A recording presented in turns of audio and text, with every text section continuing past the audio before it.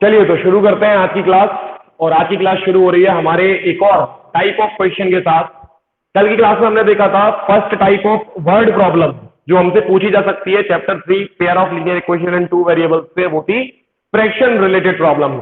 यानी एक फ्रैक्शन लेकर उसमें कुछ चेंजेस लाते थे और उन चेंजेस के थ्रू हम उस ओरिजिनल फ्रैक्शन की तरफ पहुंचने की कोशिश करते थे। जिसने वो वीडियो नहीं देखा है पिछला वीडियो देख लें। आगे बढ़ते हैं हम आज की क्लास की तरफ। आज हम एक और सेकंड टाइप ऑफ क्वेश्चन पे बात कर रहे हैं जो है related to the area of a rectangle. अगर हम इसे एक शॉर्ट नाम दे तो ये है related to the area of a rectangle. तो क्या कह रहा है हमारा question, the area of a rectangle gets reduced by 20 square unit if the length is increased by 1 unit and the width is decreased by 2 unit.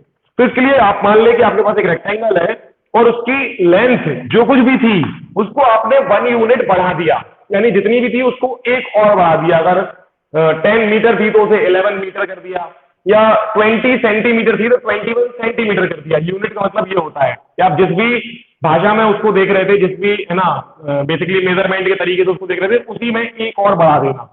तो ये हमने किया, लेंथ के साथ 1 यूनिट बढ़ाया और उसी रेक्टेंगल की विड्थ को 2 यूनिट घटाया। जैसे हमने ऐसा किया तो उस रेक्टेंगल का जो एरिया था, ओवरऑल एरिया, वो 20 स्क्वायर यूनिट घट गया।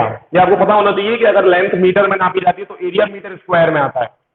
तो बेसिकली इन चेंजेस पे 20 स्क्वायर यूनिट एरिया कम हो गया, हमारा रेक्टेंगल छोटा हो गया, बेसिकली हम ये बोलेंगे।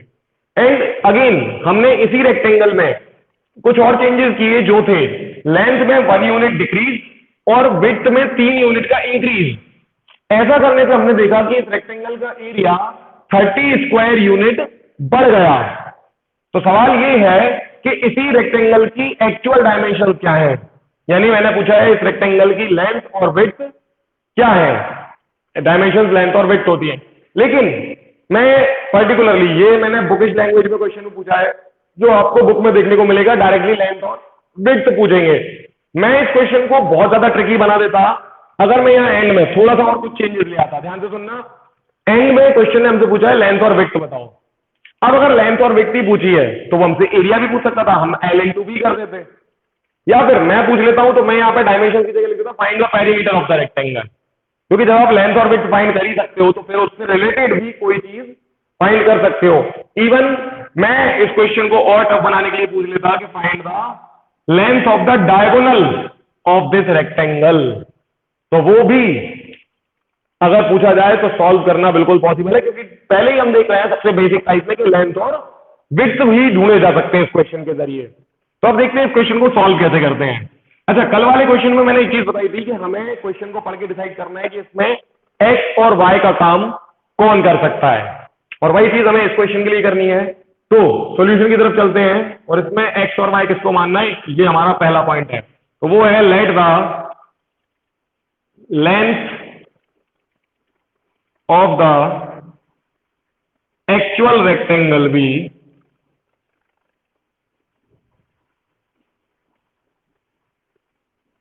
x units। लेंथ है x यूनिट, यूनिट में बात कर रहे हैं। And the width of the actual rectangle be y unit. तो x और y तो हमने डिसाइड कर लिया। नाउ या सो क्योंकि लेंथ और लेंथ एक्स और विड्थ वाई है, तो एरिया क्या हो जाएगा, एरिया इज इक्वल टू, एक काम करो और लेंथ को यहां ब्रैकेट में, इस क्वेश्चन को थोड़ा इजी बनाने के लिए L और विड्थ को B छोटा छोटा लेके आना, ठीक है ना। Let the length bracket L and the width bracket B। तो एरिया क्या होता है L इंटू बी, पहले ये लिख दो और फिर L इंटू बी की वैल्यू लिखो x इंटू वाई। तो आंसर आएगा एक्स वाई स्क्वायर यूनिट। तो उम्मीद है ये चीज समझ में आ गई होगी, ताकि हम लेंथ और विड्थ की भाषा में बात कर सके। तो हमने L और B सिंबल ऊपर ही दे दिए, ठीक है, और हमें मिला actual area of this rectangle is X Y square unit. Okay, अब आते हैं केसेस पर। केस फर्स्ट, इसमें केस फर्स्ट को चाहो तो मेंशन कर सकते हो। पावर कहाँ लगाई, बाद में नहीं, वो जस्ट अपर कॉमा है, बाकी लगाने की ऐसी कोई जरूरत नहीं है। It is simply X Y square unit. तो केस फर्स्ट पे हम आ रहे हैं केस फर्स्ट क्या है? चाहो तो केस फर्स्ट को यहाँ मेंशन कर सकते हो, एक सिंपल लाइन में उसको अंडरलाइन कर देना अगर क्वेश्चन में आंसर में ऐसा करके आ रहे हो। केस फर्स्ट क्या है? When the length is increase by 1 unit and width is decrease by 2 unit. तो ऐसा मेंशन करना हो तो लिख सकते हो, क्या लिख देना है यहाँ? When the length is increased bye, अब मैं सीधे सीधे लिख रहा हूं, length is +1 and width is, ऐसे डायरेक्टली पर पूरा इंग्लिश में लिखना है ना, तो ये मेंशन कर दो केस फर्स्ट कौन सा है। तो हमने केस फर्स्ट ले लिया।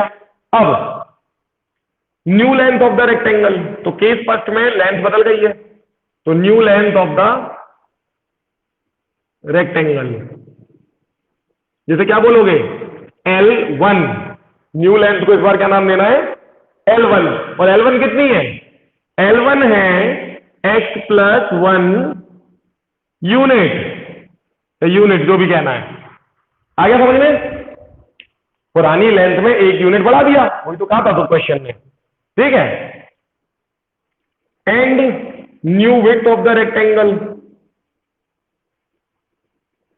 जैसे क्या बोलना है? B2, sorry B1, L1 B1, क्योंकि केस फर्स्ट है तो सब कुछ 1 1 रहेगा। तो केस फर्स्ट में न्यू विड्थ क्या है? y-2 unit, y-2 unit. Okay भाई साहब, वेरी गुड। आगे आगे क्या? सो न्यू एरिया, अब फिर से न्यू एरिया, जैसे बोलेंगे A1 भाई साहब, A1 ध्यान रखना है, न्यू एरिया, ऐसा ए वाले को भी ए बोलना है। बहुत बारीक बारीक चीजें हैं, इस क्वेश्चन में थोड़ा लिखने में बहुत ध्यान देना है। तो पुराना वाला ए था, अब हो गया A1। A1 कितना है? A1 होगा L1 इंटू B1, पहली बात तो ऑब्वियस। अब L1 कितना है? x+1, और B1 कितना है? y-2। करो जरा इंटू, कितना आएगा? x इंटू वाई, xy है ना, फिर x इंटू -2, ये कर लो तो -2x, फिर 1 इंटू वाई प्लस वाई, और 1 इंटू -2 इतने ब्रैकेट में लिख लो स्क्वायर यूनिट। ओके ओके, बढ़िया। आगे चलते हैं। तो इसके बाद क्या लिखना है? इसके बाद लिखना है अकॉर्डिंग टू क्वेश्चन, पूरा लिखना है, शॉर्ट में नहीं लिख देना है। अकॉर्डिंग टू क्वेश्चन क्या दिया है? केस फर्स्ट में ही अभी हम केस फर्स्ट से बाहर नहीं निकले, केस फर्स्ट में जो जो हो सकता था सब कर दिया। आगे केस फर्स्ट में आगे क्या? अकॉर्डिंग टू क्वेश्चन, ये जो A1 है ना, A1 ये भाई साहब A से क्या है? B कम है, यही तो कह रहा है क्वेश्चन। तो यहां क्वेश्चन को सिंपल रखने के लिए हमने ये सिंबल्स का इस्तेमाल किया है। ये ऐसे केयरफुल रहना है क्वेश्चन में ताकि मजा आ सके। तो पूरा मजा आ रहा है, आगे चलते हैं। A1 कौन है? अभी अभी निकाला है, ये रहा A1, लिख दो xy -2x प्लस y -2, यही आया था, यही आया था। A कितना था? A था xy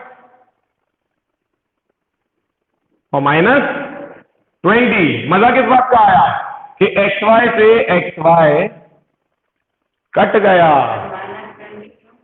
ठीक है, और -20 क्वेश्चन ने बोला है, सब सही चल रहा है। अब देखो क्वेश्चन थोड़ा सा दिक्कतों में आ गया है। 2x नेगेटिव बचा है, y पॉजिटिव बचा है, -2 और 20। क्या किया जाए? सबको पहले राइट हैंड भेज के उल्टा कर देंगे, ठीक है। जैसे भी करना हो पहले लिख लो एक बार, है ना। तो पहले लिख लो -2x प्लस y -20, सॉरी नहीं, माइनस का 2 पहले और प्लस का 20, सब कुछ यहां ले आओ 0। फिर अपन फ्लिप कर रहे हैं दूसरे तरीके से। तो क्या बचा पहले? -2x प्लस का y प्लस का 18। अच्छा रुको यार, ये दिक्कत है अभी भी। सही बात है, क्योंकि अभी हमें इस तरफ कुछ लेके आना नहीं चाहिए। तो ये दोनों लाइन हटाओ, इक्वल टू में 0 नहीं चाहिए अपन को, कौन सा क्रॉस मल्टीप्लीकेशन लगाना है कि नहीं। चलो हाँ, 2 को उस तरफ भेजेंगे अकेला। तो -2x प्लस का y, -2 आ गया प्लस हो गया, तो -20 प्लस का 2। ओके, तो इधर आ गया -2x प्लस y बराबर -18। बहुत ही गंदी दिख रही है इक्वेशन, पूरी इक्वेशन को माइनस से मल्टीप्लाई कर दो, क्या आएगा? 2x माइनस वाई बराबर 18। ये समझ में आ गया क्या? ठीक है, बहुत ही बढ़िया। तो इसको बनाना है इक्वेशन नंबर 1 और ब्रैकेट में यहां लिख देना multiplying by -1 on both side. Multiplying by -1 on both side, तो हो गई बैलेंस। ओके, अब इसी तरह मैं फिर से नहीं बताऊंगा, केस 2 बना लो, ज्यादा बताओ जगह नहीं है इतनी। केस 2 बना के मेरे को सीधी सीधी इक्वेशन नंबर 2 पकड़ाओ जल्दी से, जल्दी से। ठीक है, केस 2 क्या होगा? केस 2 लिख लो, पहले मेंशन कर दो, इसको अंडरलाइन भी करना है। ये जो तुम मेंशन कर रहे हो ना केस को, ये मेंशन करने के लिए अंडरलाइन खींच देना, 2 अंडरलाइन कर देना पेंसिल से अपनी कॉपी में, पेंसिल से, ये ध्यान रखना। चलिए, तो केस 2 क्या है? When the length is decreased bye 1 and width is increased bye 3। ठीक है, तो न्यू लेंथ हो जाएगी L2, न्यू विड्थ हो जाएगी B2 और न्यू एरिया A2। ये सब सॉल्व करके निकाल दो, बिल्कुल कॉपी पेस्ट छापामारी करनी है। मेथड बहुत आसान है, बस क्वेश्चन को एक एक करके अच्छे से स्टेप बाय स्टेप आगे ले जाओ। मेरे को इक्वेशन नंबर 2 पकड़ाओ।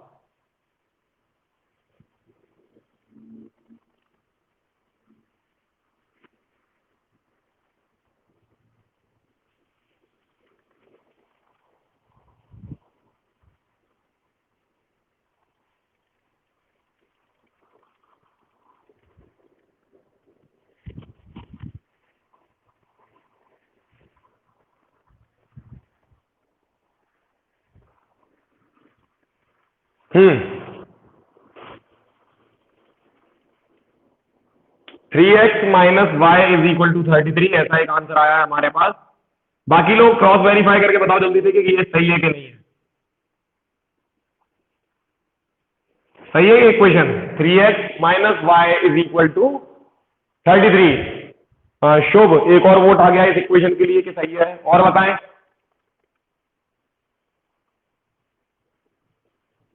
यहां तक मेरा ख्याल है मुझे भी सही जैसी दिख रही है, तो बाकी लोग अपना वोट और दे दें, हाँ बोल दे तो शायद ज्यादा सही है। आ गई क्या सबकी इक्वेशन? यही वाली इक्वेशन सही है जहां तक मेरा ख्याल है, सब ठीक चल रहा है।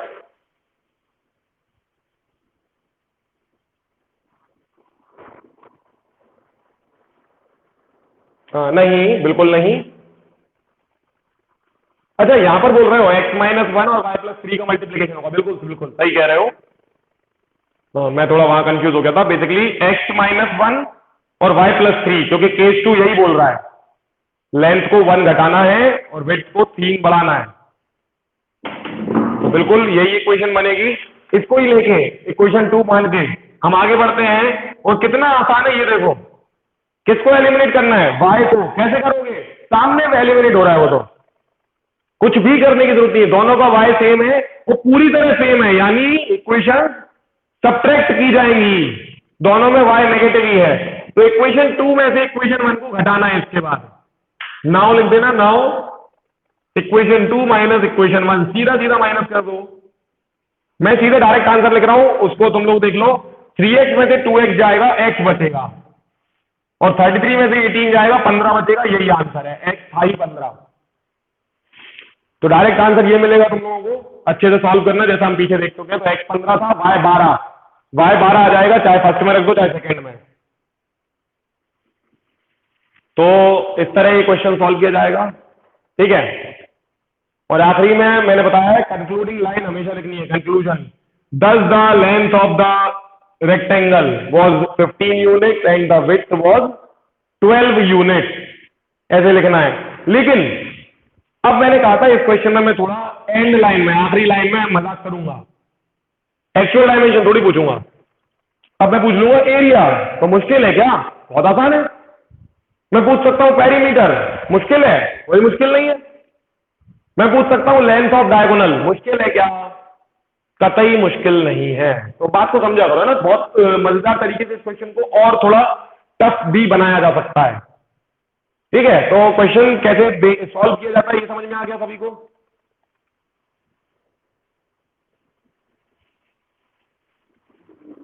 हाँ देव, कुछ कह रहे हो क्या?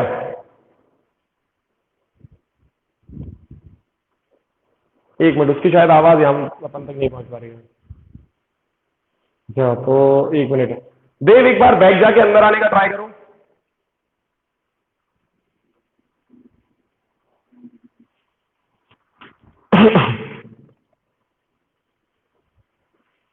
हाँ देव, एक बार फिर बोलो अब। अभी भी शायद तुम्हारी आवाज नहीं आ रही है मुझे। हाँ हाँ, जस्ट अ मिनट, एक बार मैं बैग जाके वापस आता हूँ।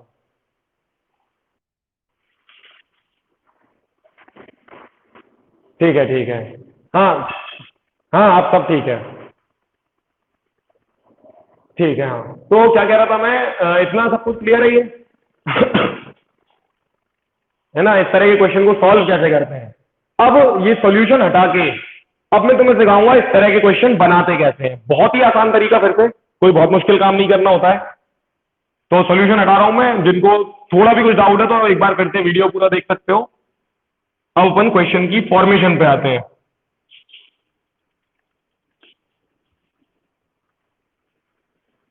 देखो, इतने में ही समझ जाओगे कैसे क्वेश्चन बनाया जाता है। क्या करना था आपको, सबसे पहले एक रेक्टेंगल इमेजिन करना है। कर लो। नहीं नहीं, मैं बेसिकली ये पूरा क्वेश्चन कैसे बनाया मैंने मन में, तो इससे तुम लोग अपने मन में कई सारे ऐसे क्वेश्चन बना सकते हो, सॉल्व कर सकते हो, क्रॉस चेक कर सकते हो, है ना, सेल्फ प्रैक्टिस। तो वो कैसे करते हैं, देखो, मैंने एक रेक्टेंगल सपोज किया, इसकी लेंथ भी सपोज कर ली और विड्थ भी सपोज कर ली, ये मुझे पहले से पता थी, तुम लोगों को आंसर निकालने के बाद पता चली। तो क्योंकि मैंने लेंथ और विड्थ सपोज कर ली थी, तो एरिया निकालना मेरे लिए भाई आपका खेल था। और मैंने नंबर भी अपने मर्जी से आसान आसान चुने थे, दोनों बातें अपने फेवर में रखी मैंने। ठीक है। अब मैंने क्या किया, अब मैं सीधे सीधे देखो, अब मैं फर्स्ट लाइन मन में बना रहा था। कैसे बना रहा था, इस ट्राइंगल, इस रेक्टेंगल को मन में ध्यान में रखते हुए। कैसे, मैं फर्स्ट केस ऐसे बनाया, केस वन। क्या किया मैंने, क्या लिखा है कि लेंथ को इंक्रीज करो 1 और विड्थ को डिक्रीज करो 2। तो मेरी नई लेंथ कितनी हो गई थी, 16, और नई विड्थ कितनी हो गई थी, 10। तो मेरे नए रेक्टेंगल की लेंथ थी 16 और विड्थ थी 10, तो एरिया आ गया 160। तो क्या हो गया है, 20 का डिक्रीज देखने को मिल गया। आया समझ में? तो पहले मुझे अपना रेक्टेंगल लेके पहले दिमाग में बहुत क्लियर होना पड़ेगा कि यहां से ही हो रहा है जो कुछ हो रहा है। अब इसमें मैं 2 बढ़ा दूंगा तो कुछ नया भी हो सकता है। ठीक है ना, सब पॉसिबल है। तो फर्स्ट केस मैंने ऐसे बना दिया, और अगर फर्स्ट बन गया तो सेकंड बताना मुश्किल नहीं होना चाहिए कि सेकंड कैसे बना। सेकंड ऐसे बना, देखो, एक नया रेक्टेंगल, क्या बोला, लेंथ को 1 घटाओ और विड्थ को 3 बढ़ाओ। मैंने कहा ठीक है, ये लेंथ को 1 घटाया और विड्थ को 3 बढ़ा दिया। ऐसे मन में एक रफ डायग्राम बनाते चलता है, चलते रहना है। तो लेंथ को 1 घटाया, क्या हो गया, 15 से पहुंच गई 14 पे, और विड्थ को 3 बढ़ाया, कहां आ गई, 15 पे। आंसर कितना आ रहा है, 210। तो क्या होगा, 30 बढ़ गया। नंबर नहीं बोलना है, एक भी नंबर नहीं बोलना है, इनमें से सोच लो, एक भी नंबर नहीं बताना जितने नंबर मैंने लिखे। मजा देख रहे हो क्वेश्चन का, जितने नंबर अभी तुम्हारी आंखों के सामने इस बोर्ड पे दिख रहे हैं उनमें से एक भी नहीं बोलना। बोलना क्या है, इन दोनों में कितना गैप है, इन दोनों में कितना गैप है, इन दोनों में कितना गैप है, इन दोनों में कितना गैप है, इन दोनों में कितना गैप है, और इन दोनों में गैप गैप पे बात करनी है। आ गई बात समझ में?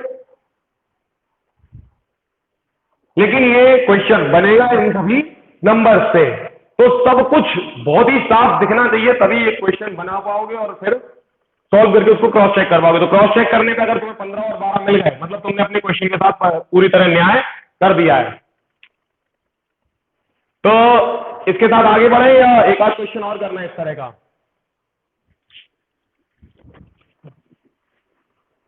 हाँ देव,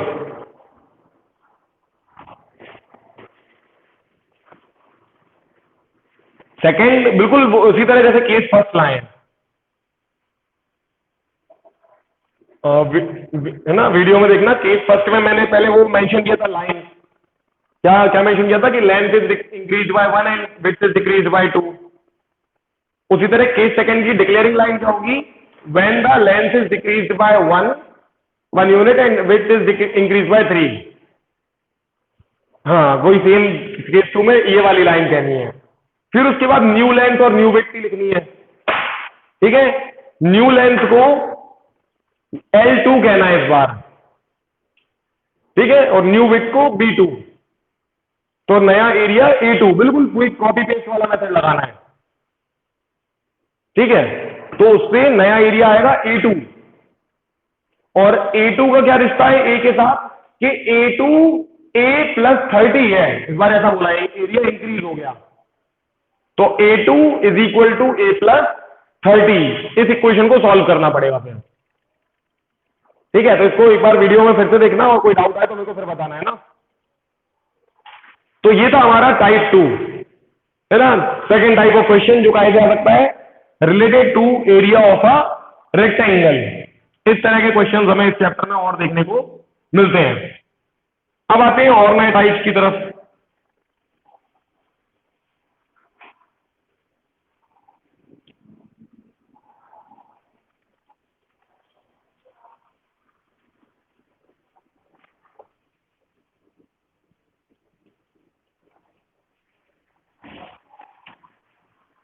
बहुत ध्यान से इस तरह के क्वेश्चन को समझना जो अब मैं फिर बताने जा रहा हूं। ठीक है, बहुत ही आसान होता है और ये वाला, तो इसके भी मजे लेंगे, फिर उसके बाद उसका बनाना सिखाऊंगा मैं। चलिए, तो नया क्वेश्चन लिख रहे हैं अब हम।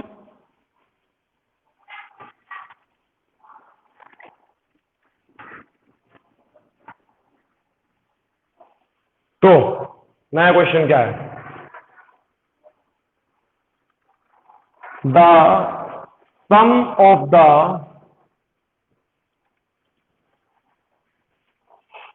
digit of a two-digit number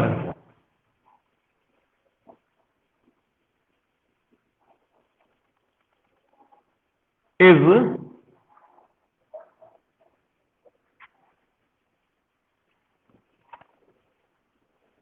11। पहली लाइन ये है, आपके पास एक टू डिजिट नंबर है और उसकी दोनों डिजिट्स का जो सम है वो 11 है। ठीक है, if 55 is added to the number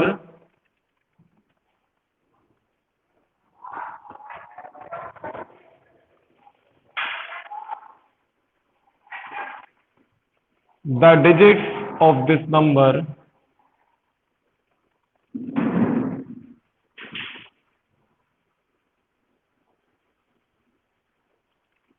interchange their places।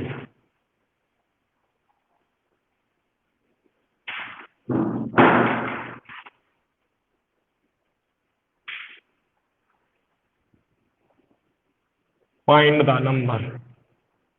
Question छोटा है लेकिन आंसर बड़ा है। तो सवाल क्या है, आपके पास एक टू डिजिट नंबर है, उसमें दो डिजिट है, तो ऑब्वियस है दो डिजिट का सम करने पे हमें कुछ मिलेगा और वो मिला 11। तो आराम से सोचो, एक टू डिजिट नंबर है, उसकी दोनों डिजिट का सम 11 है। अगर इसको हिट एंड ट्रायल से भी करोगे तो मन में कुछ कुछ ऑप्शन क्रिएट कर पाओगे, हालांकि वो इतना बेनिफिशियल हमेशा नहीं रहेगा, बट मतलब समझ में आना चाहिए।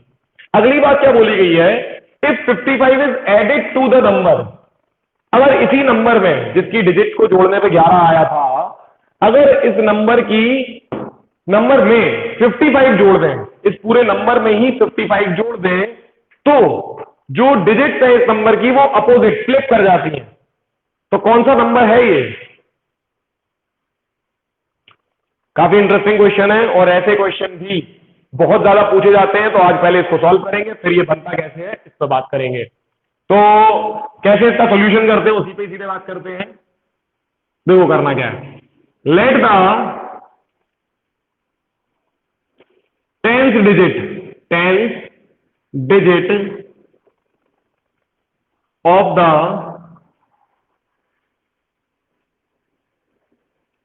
एक्चुअल नंबर या रिक्वायर्ड नंबर, जो चाहो वो लिख दो, एक्चुअल नंबर भी एक्स, मान लो टेंथ डिजिट उस नंबर की एक्स है, and the unit digit of the actual number भी वाई। तो ये हमने कर दिया। अब देखो काम की बात।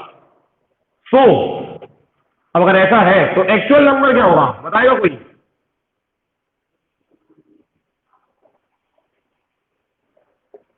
अगर हमें एक नंबर सोचना है, ठीक है ना,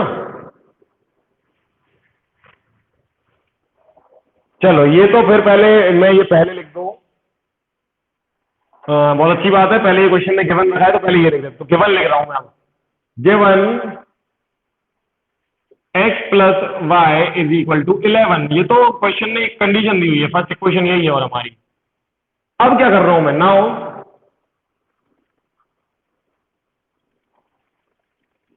एक्चुअल नंबर क्या होगा,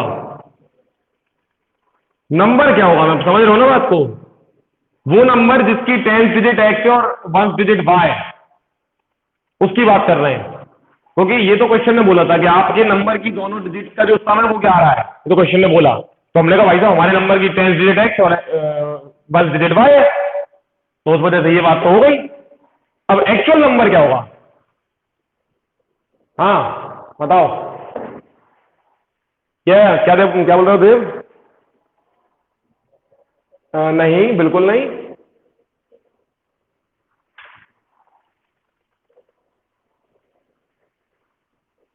देखो इसी को समझो, देखो हिंट देता हूं मैं। एक नंबर है उसकी 10th डिजिट 2 है, 10th डिजिट, ठीक है, ओके।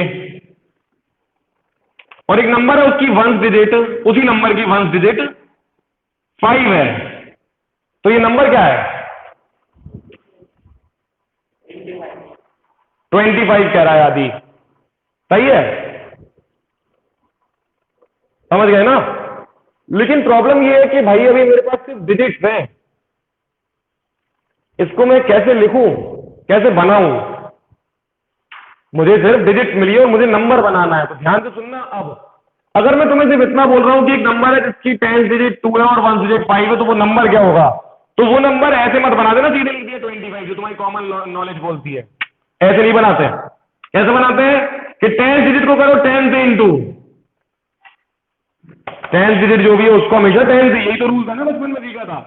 और फिर उसमें जोड़ दो 5, मतलब 1 डिजिट को 1 से इंटू करके, अब जो भी आएगा ना वही तुम्हारा आंसर है। ये होता है रूल कि डिजिट से नंबर कैसे बनाए। तो हमारा एक्चुअल नंबर क्या होगा भाई साहब, वो होगा 10 into x plus 1 into y, या उल्टा लिखना उल्टा लिख लो, x into 10 plus y into 1। तो आंसर क्या आएगा, आंसर आएगा 10x plus Y, basically Y, ये है एक्चुअल नंबर। आई बात समझ में। अब चलते हैं आगे। And the number formed by reversing the digit, अब वो नंबर जो इसकी डिजिट को उल्टा करने से बनेगा वो क्या होगा,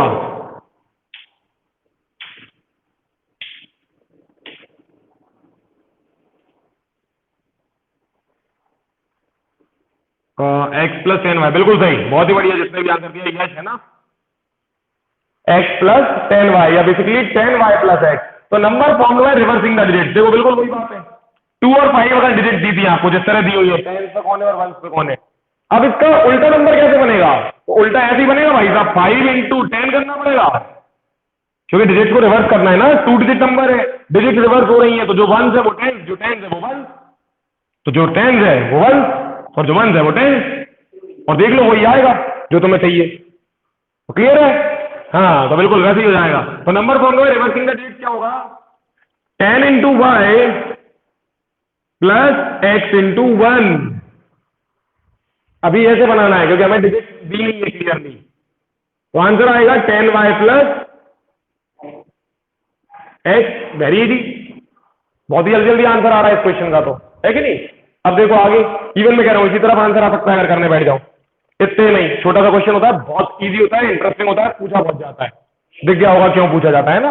आगे अकॉर्डिंग टू क्वेश्चन, क्वेश्चन क्या कह रहा था, क्वेश्चन भैया कह रहे थे कि जो हमारा ओरिजिनल नंबर है ना उसमें 55 जोड़ते तब ऐसा होता है, हमारे ओरिजिनल नंबर में 55 जोड़ो तो उसकी डिजिट पलटी मार जाती है, यानी कि ये जो फ्लिप करके जो नंबर आता है 10y प्लस एक्स, ठीक है ना, वो किस किस के बराबर है, वो इस नंबर के बराबर प्लस 55 के बराबर, वो है बराबर ओरिजिनल नंबर प्लस 55। समझ में आ गई ये बात, क्वेश्चन ने हमें यही बोला है, when 55 is added to the number the digits of the number interchange it places. तो अब इसको सिर्फ सॉल्व करना बाकी रह गया है और आंसर हमारे हाथ में होगा। तो y और x यहाँ ले आओ, तो 10y में से y गया, लिख लो चाहे एक बार, तो आएगा 9y। सीधी सीधी बात करें, ठीक है। और एक मिनट, मैंने थोड़ी सी गलती कर दी है, 55 ऐड भी होगा, 45 ऐड होगा, है ना, छोटी सी गलती है ये, इसको ध्यान देना, 45 ऐड करना है। तो यहां सही कर लो, अभी मौका है। दिस विल बी 45, और मैं बताऊंगा थोड़ी देर बाद क्यों, बट इससे कोई ज्यादा फर्क अभी नहीं पड़ना चाहिए, क्योंकि अभी क्वेश्चन में अभी 45 आया है। तो it was not 55, it was 45। तो हम यहां करेक्ट कर लिया।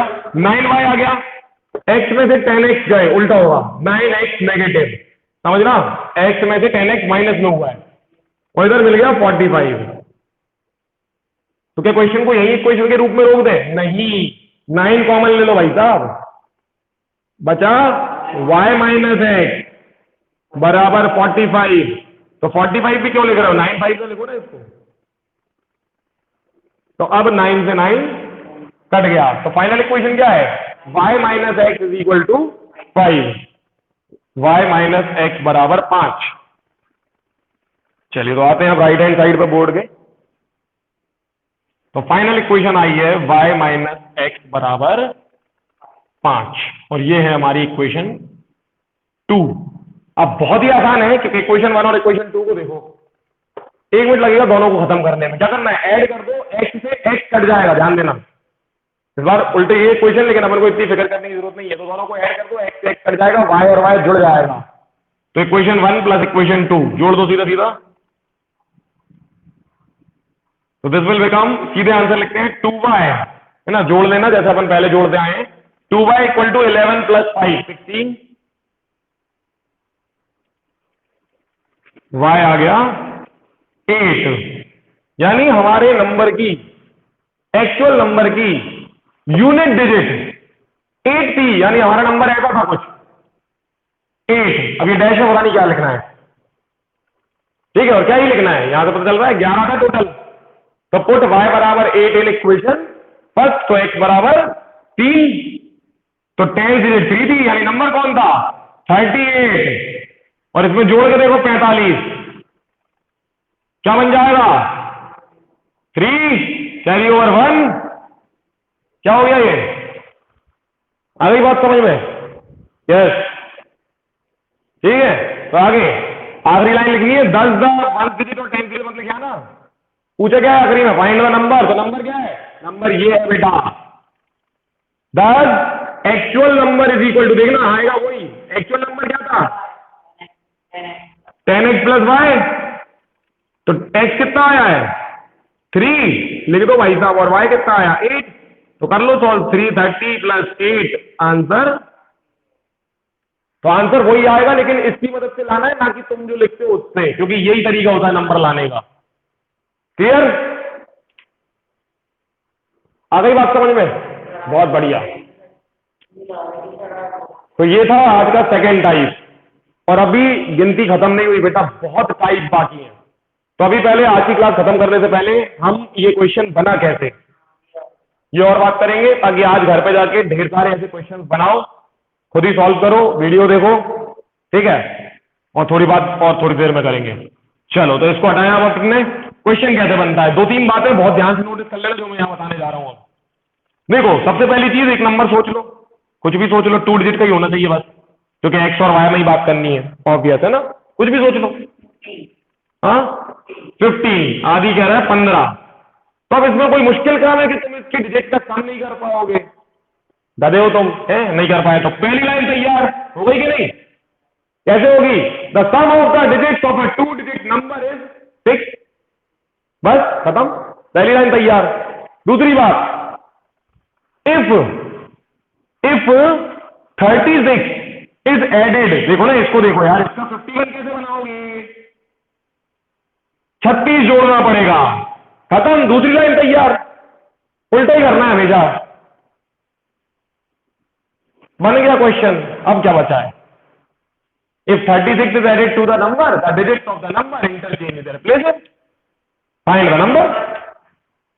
कई बार उल्टा होगा, ये देख लो, अभी तुम क्या, अभी तक उसके एग्जांपल बनी है, मान लो 74, तो पहले तो डिजिट्स का सम कितना है 11, फिर से पहली लाइन, हाँ हाँ, और नहीं उसमें भी मैं एक ट्रिक दे रहा हूँ, कुछ नहीं सोचना सर। पहले 74 को देखो, ठीक है। Sum of the digits of a two digit number is 11। अब इसका उल्टा क्या होता है 47, ये तो माइनस करना पड़ेगा कितना 27। तो दूसरी लाइन थोड़ी चेंज होगी, if is subtracted from the number then the digit interchange their places, ठीक है ना।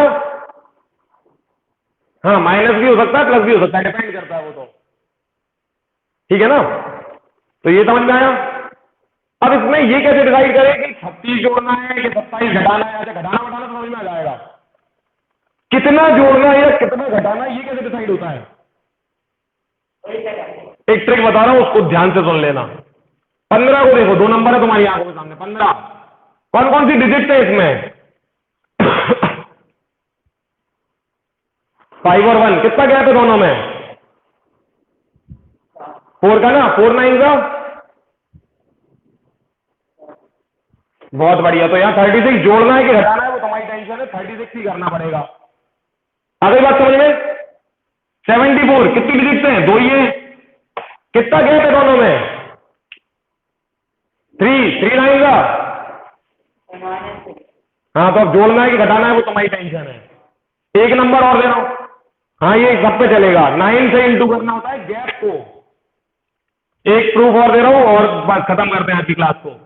तो 38, बेटा अपने ही क्वेश्चन को देख लो ना यार। 38 उल्टा कैसे हुआ था 45 क्यों हुआ था, गैप कितना है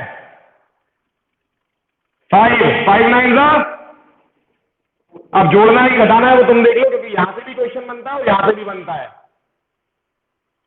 यहां से भी बन सकता है, कोई यहां से शुरू कर दे तो 45 सब्ट्रैक्टेड हो जाएगा यार, ऊपर चला जाएगा, ठीक है ना। तो आज तबाही मचा दो, दोनों टाइप के 5-5 क्वेश्चन लगाने कम से कम फुल स्पीड में, ठीक है। और कैसे करोगे देखो, एक आइडिया देता हूं। हर कॉपी के ऊपर जो इंडेक्स लाइन होती है ना, ऊपर वाली मार्जिन लाइन, वो खाली पड़ी रहती है। तो उस खाली जगह में पहले तो एक छोटा रेक्टेंगल, 3 रेक्टेंगल बना लो, पहला, दूसरा, तीसरा। ये तुम्हारा मेन रेक्टेंगल होना चाहिए बीच वाला। फर्स्ट केस इस तरफ बनेगा, सेकेंड केस इस तरफ बनेगा, समझ गए कुछ, ठीक है। फिर उस पेज की शुरू की 2-3 लाइन में क्वेश्चन लिखा जाएगा अपने शब्दों में, और उसके नीचे सॉल्यूशन। तो समझ गए क्या करना है अब आज। उसी तरह ये काम तो और छोटा है, ये भी ऊपर की मार्जिन में कर लो, लेफ्ट राइट में। ये जो मैं वर्टिकल कर रहा हूं उसको हॉरिजॉन्टल कर लो।